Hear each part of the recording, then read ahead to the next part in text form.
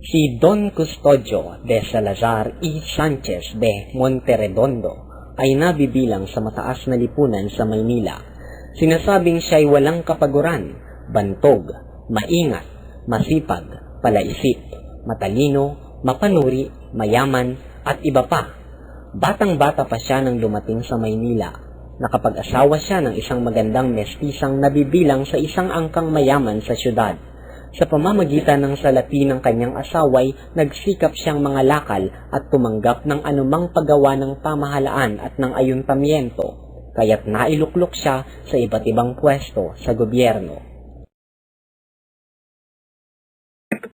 Nang pumunta siya sa Madrid, Espanya upang ipagamot ang sakit sa atay, walang pumapansin sa kanya. Nakita niya ang sarili na napakaliit at walang kabuluhan. Dooy hindi siya pinupuri. Hindi siya nakakahalubilo ng mayayaman. Ang kakulangan niya sa pinag-aralan ang dahilan kaya't hindi siya pansinin at naging mababa sa paningin ng mga kasamahan. Kaya't nagpasya siyang bumalik sa Maynila.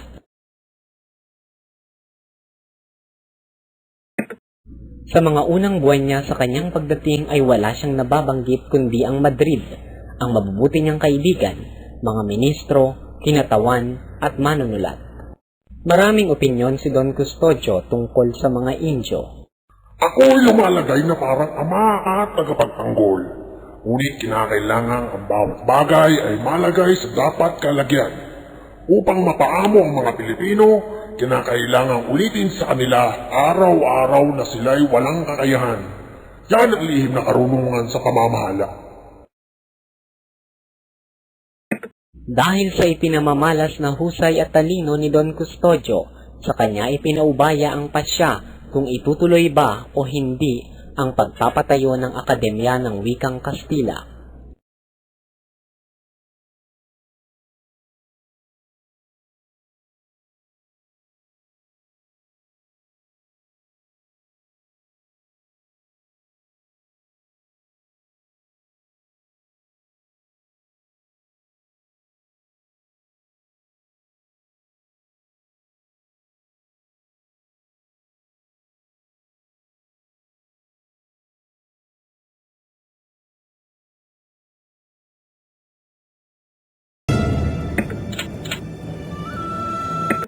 Kinabukasan, araw ng Huwebes, bago lumubog ang araw ay naglalakad si Isagani sa Paseo de Maria Cristina upang tuparin ang tipanan nila ni Paulita.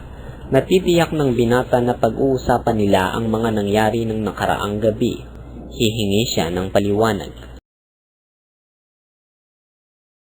Nang dumating si Paulita, tumibok ng mabilis ang puso ni Isagani. Bago siya nakahakbang ay maliksinang nakababa si Paulita at nginingitian si Isagani ng ngiting napakatamis. Nginitian din niya ito at naramdaman niyang ang lahat ng maitim na guni-guning sumusuot sa kanyang alaala ay nangapawing lahat.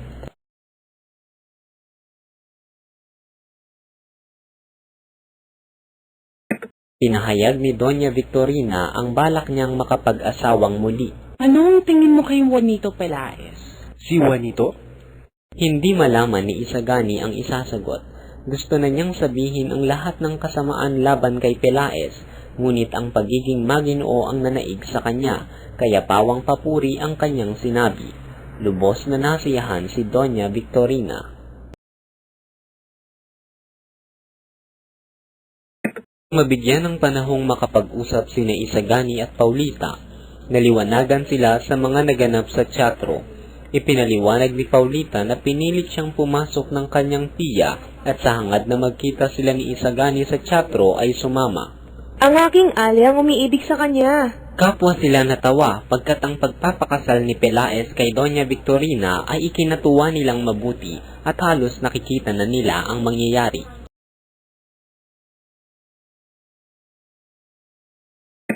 Sa kanilang pag-uusap, binanggit ni Isagani ang tungkol sa mayamang kalikasan ng kanyang bayan.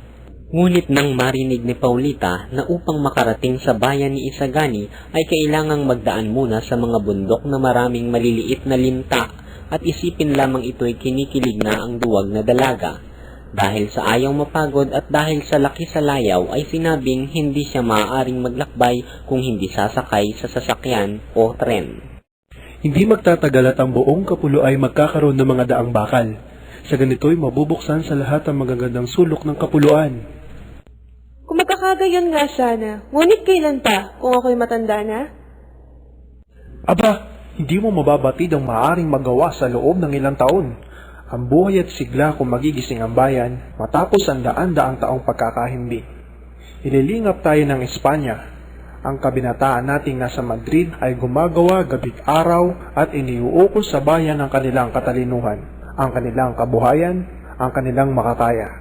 Ang pagkatalong tinamo namin ay patunay sa mga huling hingalo. Bukas ay magiging mamamayan na tayo ng Pilipinas at ang kapalaran ay magiging matagumpay. Ang kalakalan, ang industriya, ang pagsasaka, ang karunungan ay malilinang. Pangarap! Pangarap! At kung wala kayong mapapala? Pakinggan mo, Polita. Kapag wala kaming napala, ay titigan mo akong muli at maligaya akong mamamatay upang ang pagmamalaki ay sumilay sa iyong mga mata at masabi balang araw, habang tinuturo ang aking bangkay, ang aking minamahal ay namatay sa pagtatanggol sa mga karapatan ng aking bayan.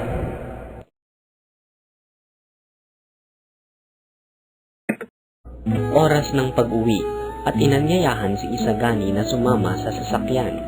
Sa dahilang ang karwahe ay kay Paulita, kaya sa likuran umupo sina Doña Victorina at Juanito. Sa isang bangkito naman ang magsing irog. Ito'y isang panaginip na hindi inaasahan ni Isagani.